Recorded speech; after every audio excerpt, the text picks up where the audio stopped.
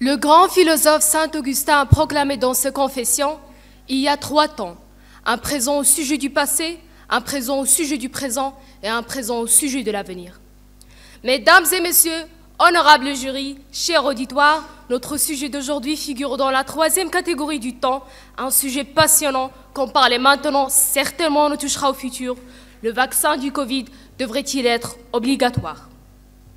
Comme on le sait tous, le but du vaccin consiste à nous protéger en stimulant notre système immunitaire et que sa période de production fondamentale est très longue pour qu'il soit efficace, utilisable et non toxique. Car on ne doit pas oublier que le vaccin se compose souvent d'un virus désactivé ou affaibli et peut dans certains cas aggraver la maladie qu'il est censé prévenir. Ainsi a constaté Peter Hotez, un doyen qui a travaillé sur l'épidémie de SARS en 2003. Certains animaux vaccinés développaient des symptômes encore plus graves lorsqu'ils étaient exposés au virus. Un autre exemple plus connu est celui d'un vaccin qui a été mené par Pfizer, le géant pharmaceutique américain qui tend d'ailleurs commercialiser son vaccin de Covid avant la fin de l'année. Pendant les années 60, cette société américaine a révélé un vaccin contre le virus VRS, virus très contagieux et respiratoire. D'une façon inattendue, ce vaccin avait entraîné plusieurs cas de graves pneumonies chez les enfants, aboutissant à la mort de certains. Le même phénomène a été signalé avec un vaccin contre la dengue de Sanofi ou le virus du Nil occidental. On l'observe aussi chez l'animal pour la grippe, le virus Zika. Et comme je l'ai mentionné avant, les coronavirus tels le SARS. Un vaccin élaboré à la hâte, développé sur une période qui n'est même pas d'une année. Que sera le résultat?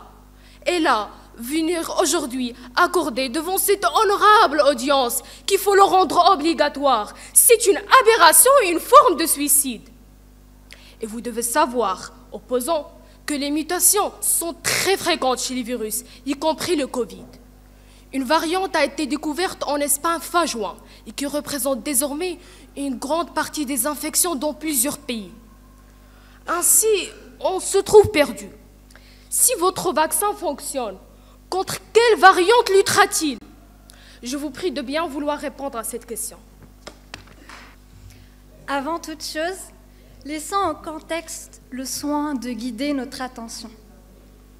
Je suis le temps que vous maîtrisez de moins en moins, le temps qui file entre vos doigts, le temps que j'aime beaucoup qualifier de panthère apprivoisée, mais surtout un temps poli qui n'oublie pas ses formules de politesse et qui adresse un bonjour à toutes et à tous. Revenons maintenant au fameux contexte. 2020, année bissextile, commençant à mercredi, 20e année du 3e millénaire et du 21e siècle. Mais laissons de côté ces données chiffrées et regardons-la en face. Incendie en Australie, consommation effrénée, crise diplomatique en Iran et le cheveu sur la soupe, Madame Covid, qui a décidé de se répandre à travers le monde à vitesse grand V par de si minuscules particules. Rusée et maligne, elle a fait preuve d'inventivité et de stratagème afin de contourner les obstacles et arriver à ses fins. Bouleverser le cours des années à venir, augmenter le nombre de morts estimé aujourd'hui à plus d'1,2 million. Provoquer la mort, la maladie, le désespoir économique et la pauvreté. Et qu'en est-il de moi? Le temps, cette ressource rare, mesurée, comptée, dépensée et épargnée. Me suis-je retrouvée entre le marteau et l'enclume? Suis-je l'arbitre de l'humanité et de la pandémie? Eh bien oui, car en citant les conséquences désastreuses de la Covid, nous nous retrouvons devant l'obligation d'imposer la vaccination comme étant l'unique voie vers son éradication. Certes, nous avons remarqué les avantages du confinement, mais à la simple petite erreur, les jours se coloraient en teintes mélancoliques. Nous avons examiné les bienfaits de la chloroquine, mais à la moindre augmentation de dose, nous perdions nos proches. Mesures préventives, respect des gestes barrières voués à l'échec, inconscience et nonchalance. Eh bien, l'assertion qui fait l'actualité et que nous défendons avec la plus forte conviction est la solution. Alors laissez-moi vous dire une chose, chers amis.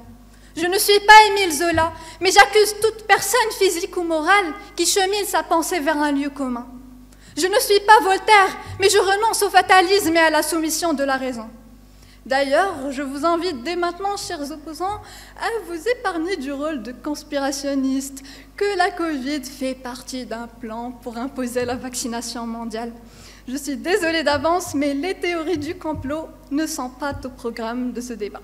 Car je n'oserais jamais comparer des futilités aux progrès et aux avancements scientifiques. Pour moi, dire que le vaccin du Covid ne devrait pas être obligatoire, c'est perdre nos proches, nos familles et nos amis. Pour moi, dire que le vaccin de la Covid ne devrait pas être obligatoire, c'est porter atteinte aux scientifiques, aux virologues et aux chercheurs qui, depuis le début de la pandémie, se consacrent pleinement à leur activité de recherche. Pour moi, dire que le vaccin de la Covid ne devrait pas être obligatoire, c'est discréditer Pasteur, Edward Jenner, Calmette et Guérin, qui ont tous entrepris de briser la mécanique infernale en s'engageant dans une aventure qui a changé l'histoire de la médecine. J'espère que mes propos ont été clairs pour tous. Sur ce, méfiez-vous des raisonnements qui endorment, des rêves d'énergumènes et des amplifications qui rebutent. Merci.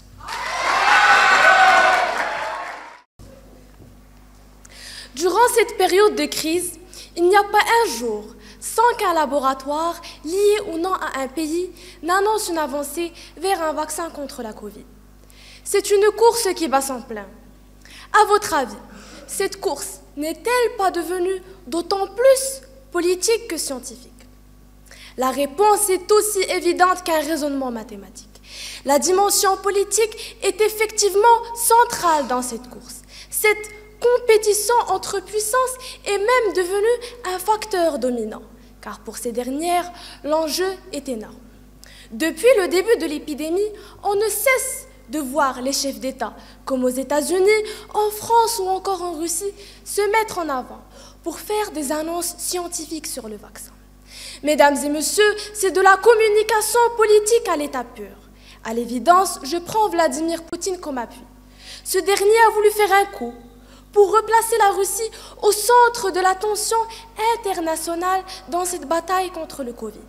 Car jusqu'ici, son pays n'avait guère fait parler de lui, si ce n'est pour sa gestion un peu défaillante de l'épidémie au niveau national. Je vous vois venir en disant « Pourquoi se focalise-t-elle tant sur le vaccin russe ?» Eh bien, cher ami, c'est parce que désormais, ce dernier fait partie des vaccins qui suscitent tout simplement l'intérêt du Maroc. Dans cette course au vaccin, on sait tous que c'est les États-Unis et la Chine qui ont fait parler d'eux, pas la Russie. Ne soupçonnez pas, vos très chers opposants, la volonté de Vladimir Poutine, certes, de montrer que la Russie est un pays qui compte en matière de puissance scientifique, mais c'est aussi un message destiné au reste du monde à visée intérieure, que j'appellerais aussi visée politique. Pour y parvenir, Vladimir Poutine utilise cette vieille ficelle qui consiste à montrer que le vaccin est tellement sûr et efficace que même les élites du pays n'ont pas hésité à se l'administrer. Cette focalisation hystérique pour s'acheter une place au podium économique et politique mondial est bien sûr installée sur le dos de la qualité et l'efficacité de la cure.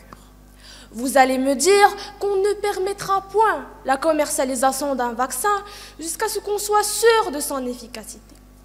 Eh bien, ça peut en choquer certains. Ça peut paraître même très osé.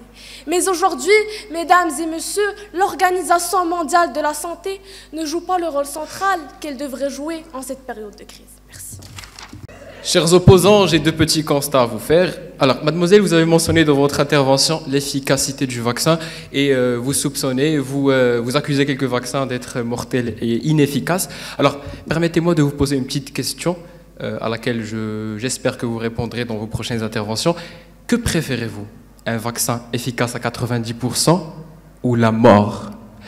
Honorable audience, chers opposants, Je ne vais pas vous casser la tête avec le nombre de cas affectés par le coronavirus, ni les décès qui en résultent, car fort heureusement, je ne suis pas un journaliste de Express, encore moins de Chouf TV, dont le rôle est malheureusement, se limite malheureusement aujourd'hui à comptabiliser les morts. Mais plutôt, permettez-moi de vous rappeler un chiffre qui reflète l'amplitude de la situation épidémiologique dans le monde. 50 millions de cas. En fait, ce matin, ce chiffre a augmenté pour atteindre les 52 millions de cas affectés durant toute l'année 2020. Mesdames et messieurs, le génome n'a cessé d'endeuiller des familles, de semer la panique et la terreur dans les quatre coins du monde, de l'Islande à Ushuaia ou encore de Los Angeles à Sydney. Il n'a cessé de tuer des gens et de posséder des personnes innocentes qui s'arrangeaient pour une longue vie sereine. Le vaccin est donc la seule solution pour freiner la contagion. Certains proposeraient d'autres moyens soi-disant efficaces, comme ces recettes de grand-mère au citron et au clou de girofle, ou encore la chloroquine. Ah oui, encore la chloroquine, cette matière toxique et néfaste pour le corps humain.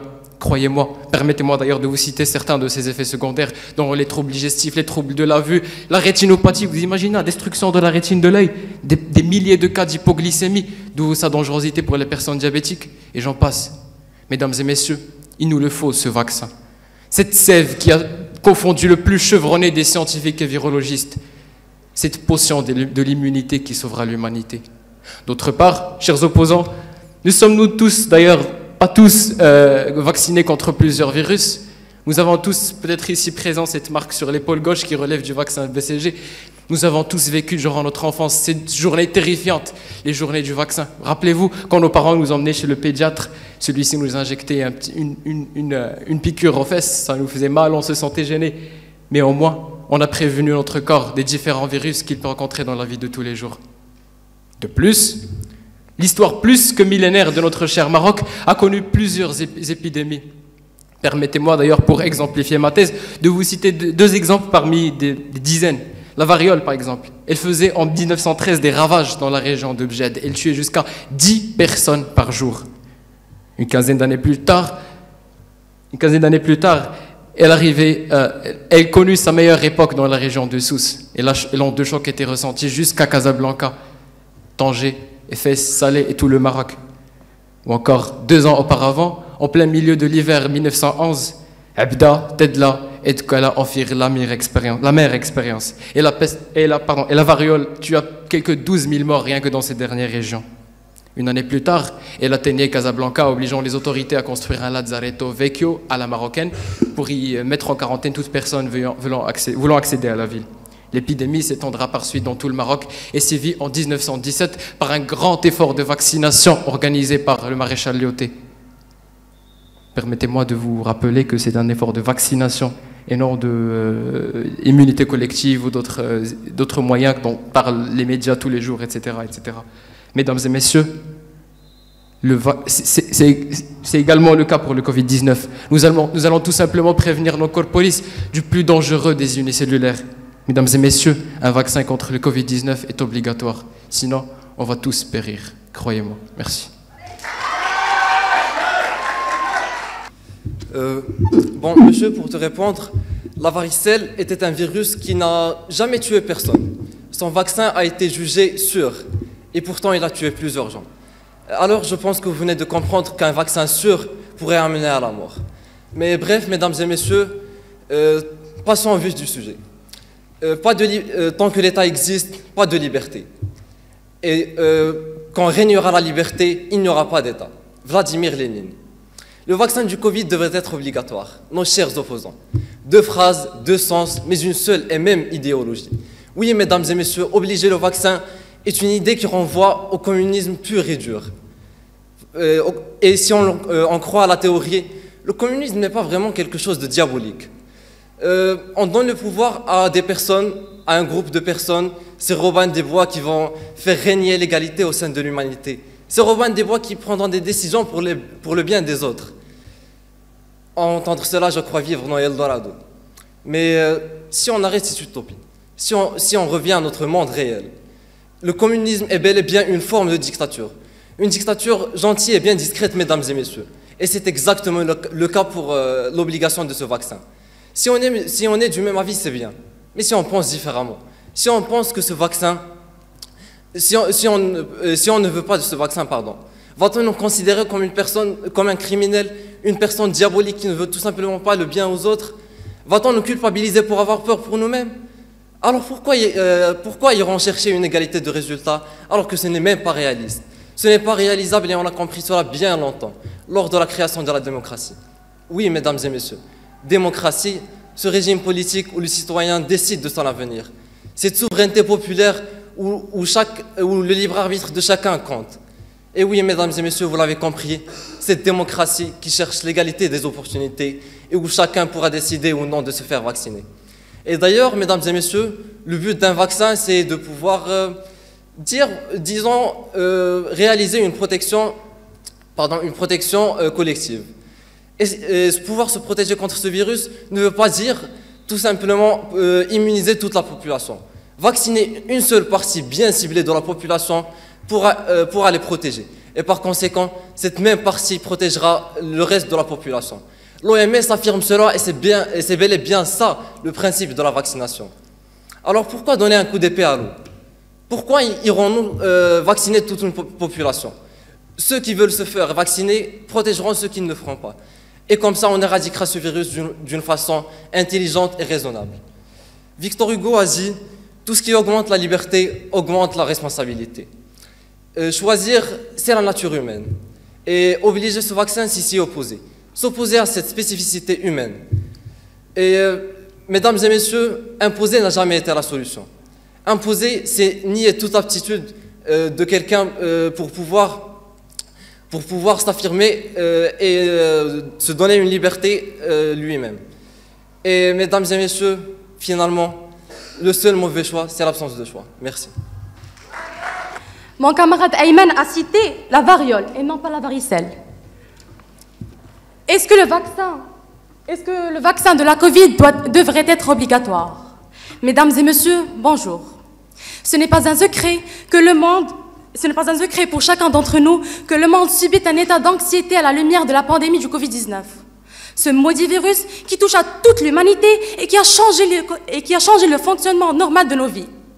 D'après l'Organisation mondiale de la santé, on constate en effet un rebond dans les cas de Covid-19 dans plusieurs pays, notamment la France, l'Espagne, les Pays-Bas et j'en passe. Pour répondre à ma question, permettez-moi tout d'abord de rebondir sur l'intervention de M. Michel Sim sur la radio-télé Luxembourg, communément appelée RTL, qui est un spécialiste du corps médical et qui confirme que la victoire contre le Covid passe nécessairement et essentiellement par la vaccination de la population. C'est une question de responsabilité vis-à-vis des autres. Ce qui veut dire que si une partie de la population refuse d'être vaccinée, elle met en danger les personnes les plus vulnérables n'ayant pas pu avoir accès au vaccin, notamment pour des raisons médicales.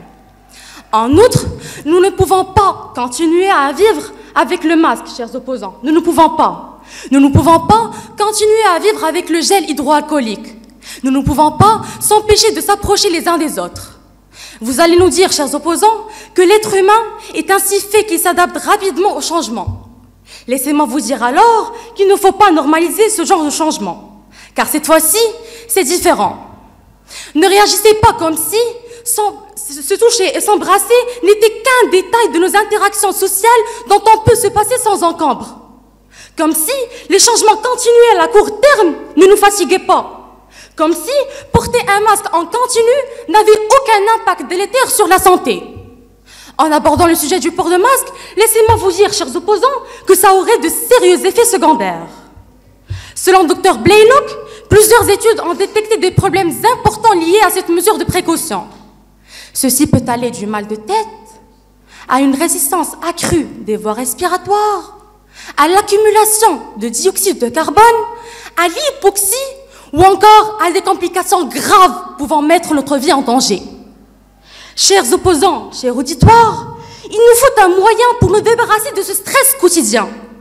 Parce que vraiment, nous, mon équipe et moi, avons cette idée effrayante de ne jamais pouvoir revivre comme avant. Et ceci ne fait pas de nous une exception. Au contraire, on n'est pas les seuls à être captifs de cette idée. Cette implacable idée qui nous affaiblit psychiquement, voire même physiquement. Chers opposants, ouvrez grand les yeux Nous n'avons pas d'autre moyen à part opter pour rendre le vaccin de la Covid-19 une obligation à laquelle on ne peut échapper pour remporter la victoire contre ce ravageur dangereux. Merci.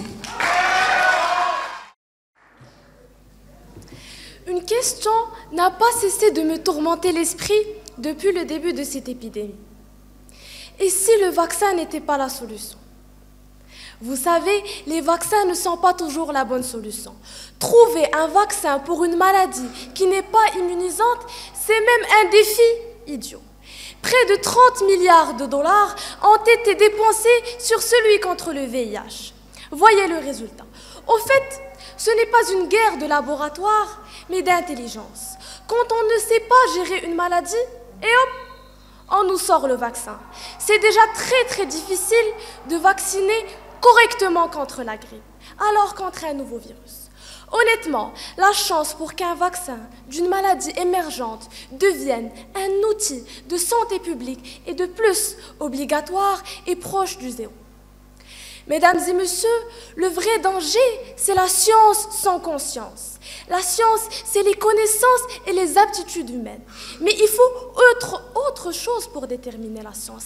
Sinon, cela donne la bombe atomique.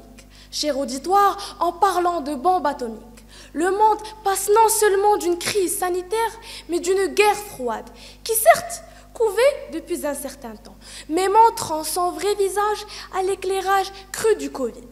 L'homme, ne savant plus où donner de la tête, en plein cœur de polémiques et de rumeurs, départagé et déboussolé, perdu face à un demain si sombre et mystérieux comme il ne l'avait jamais été. Ce dernier perd confiance en l'industrie pharmaceutique, qui, après avoir enchaîné les erreurs et les méfaits, tarde à regagner sa confiance sans vain. Ce qui nous emmène au fait que plus les autorités contraignent, plus la population se méfie du vaccin. Mesdames et messieurs, avant de clore mon intervention, laissez-moi vous dire une dernière chose. On ne peut obliger l'humanité d'adhérer à contre-cœur au vaccin, car la confiance ne vient jamais par l'obligation. La confiance ne se demande pas, elle se mérite. Si l'on veut l'acquérir, il faut être vrai dans ses paroles et ses actions. Car l'authenticité est la clé de l'humilité. Chers opposants, la confiance est une lame à double tranchant. Ne vous fatiguez pas à l'utiliser dans les batailles qui ne valent pas la peine d'être menées. Merci. Chers partisans, je crois que vous ratez un truc là. C'est que personne n'a dit qu'on allait imposer un vaccin dont on n'est pas sûr. Oui, la confiance, elle se gagne, et en fait, elle se gagne par des statistiques. Et là, on a de bonnes statistiques. Le vaccin qui est aujourd'hui là, il est réussi d'un pourcentage de 90%. Et là, c'est vraiment parfait. Alors bonjour tout le monde et bienvenue dans la pause info. Selon l'UNICEF, le vaccin 200 ans après sa découverte par le médecin anglais Edward Jenner a contribué à la salvation de plus de 9 millions de vies par an. Les vaccins avaient permis à divers degrés de maîtriser cette grave maladie humaine, dont la variole qui est aujourd'hui complètement éradiquée grâce au vaccin, épargnant 5 millions de vies par an. La poliomyélie qui est aujourd'hui éradiquée à 80%, le tétanos, la diphtérie, la coqueluche, la fièvre jaune, etc. Cependant, n'étonnez-vous pas, chers partisans, si dans quelques années, cette liste de maladies soit au nombre de 8, et le Covid-19 en fera partie. En somme, cette maîtrise a fait éviter à la population un total d'1 milliard de décès selon son apparition, et ceci selon les statistiques de 1986 par l'Initiative pour les vaccins de l'enfance. Oui, telle est l'extension de l'utilité du vaccin, tel est le potentiel de la solution proposée à l'humanité pour sa survie, aussitôt débattue et refusée. Aujourd'hui, la vaccination continue de sauver 3 millions de vies par an. Et là, après avoir clarifié le rôle important qu'a joué la vaccination à la salvation de l'humanité et sa continuité sur la planète Terre, je passe à mon deuxième point. Expliqué par l'Infovac, en effet, lorsqu'une population est vaccinée en masse contre le microbe, virus ou bactérie d'une maladie contagieuse, elle bénéficie d'une immunité collective. Je m'explique. Même si une personne est contaminée, la contagion ne peut s'étendre puisque la population est déjà immunisée. Si bien que pour les personnes qui ne peuvent pas être vaccinées pour des raisons médicales, notamment les nouveau-nés et les personnes d'une immunité qui est faible, ainsi sont protégés par la résistance du groupe. Ainsi, le but par l'obligation de la vaccination est de protéger les autres les plus vulnérables et faibles de son entourage.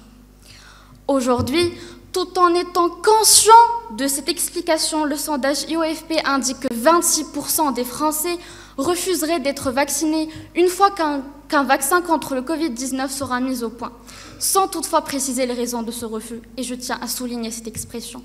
Oui, c'est bien l'égoïsme qui atteint son paroxysme.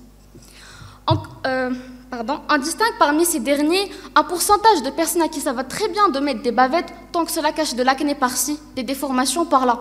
Un autre, le reste, un pourcentage de personnes dont l'anticonformisme va avec soi.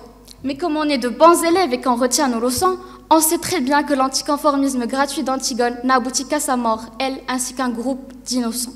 Et telle sera la fin de ce que vous dirigerez, chers partisans. Oui, parler de liberté, c'est bien, parler de liberté, c'est parfait. Mais vous risquez l'absurde en croyant que celle-ci se limite à la vôtre, éradiquant celle de l'autre, un droit à la vie. Le vaccin doit être obligatoire. Il ne s'agit pas de notre liberté, mais il s'agit de nos devoirs envers l'autre, envers l'espèce humaine, envers le Créateur. Donc, chers camarades, je m'excuse. Merci. Soyez le changement que vous souhaitez voir dans le monde. Merci. Un vaccin efficace à 90%. Mais que vous êtes naïfs. Déjà, un vaccin qui n'a jamais été testé sur les animaux, donc on ne peut pas vraiment savoir son efficacité. Et de deux, on ne connaît toujours pas les effets secondaires et les effets à long terme de ce vaccin pour les personnes qui ont été injectées. Cela prouve à quel point l'industrie parapharmaceutique vous ment et vous la croyez. Opposant, permettez-moi de vous poser une petite question qui m'a un peu tracassé l'esprit. Comment pouvez-vous accepter qu'on vous injecte un vaccin contre un virus qui est toujours en pleine mutation? Un virus qui ne semble pas avoir dit son dernier mot. Est-ce que pour une fois, vous avez réfléchi et vous vous êtes dit « Ah, tiens, peut-être qu'on nous prend pour des cobayes ». Je ne pense pas. Oublions un peu le corona et parlons de la grippe saisonnière que tout le monde connaît. En France, cette grippe touche de 2 à 8 millions de personnes et est responsable de 10 000 à 15 000 décès. À l'échelle planétaire, la grippe est responsable d'une morbidité élevée d'environ 5 millions de cas de maladies graves et de 290 000 à 650 000 décès chaque année. Et pourtant, le vaccin n'a jamais été obligatoire, mais plutôt facultatif, laissant aux gens le choix de décider pour eux-mêmes, malgré que ce soit un virus contagieux. Maintenant, laissez-moi vous poser une autre question. On sait bien que dans le cadre de l'épidémie Covid-19, l'Organisation mondiale de santé a annoncé que pour ne plus être en situation de pandémie, 50% de la population doit être vaccinée. Ce que je me demande est pourquoi imposer un vaccin à une population tout entière alors que vacciner 50% des citoyens serait suffisant. Donc, je ne vois pas l'intérêt d'imposer un vaccin, sauf mis à part d'aller à l'encontre de l'éthique médicale. L'éthique médicale est l'éthique la plus importante pour l'homme, puisqu'elle met en valeur sa vie, sa liberté et sa dignité. En imposant un vaccin, vous êtes en train de priver l'homme de faire des choix concernant son propre corps et sa vie. Ce vaccin peut avoir des conséquences néfastes qui conduiraient à une mort éventuelle. On ne sait jamais, on n'est sûr de rien. Et moi, personnellement, si j'étais un jour amenée à mourir à cause d'un vaccin, j'aimerais que ça soit la conséquence de mon choix et non pas d'un vaccin qui a été imposé. Faire le contraire, ce serait me priver de mourir dignement. Sans oublier que tout le monde n'a pas la capacité physique d'être vacciné. Prenons pour un exemple les nouveau-nés, les personnes qui ne peuvent pas se faire vacciner pour des raisons médicales et aussi les personnes dont le système immunitaire est affaibli, comme les personnes âgées. Chers opposants, si vous avez peur d'attraper le virus, vaccinez-vous. Si vous avez peur que vos proches l'attrapent, qu'ils se vaccinent aussi puisque vous n'êtes pas contre. Mais moi qui suis contre, je ne vois pas en quoi Le refus de me faire vacciner vous impacte vous qui êtes immunisé et protégé. Excusez-moi, mais je pense que tout le monde ici peut comprendre que je ne veuille pas me faire injecter un vaccin qui a été développé en moins d'1 an. Opposant, mesdames et messieurs, respecter une personne, c'est respecter sa volonté. Alors respectez la nôtre. Merci.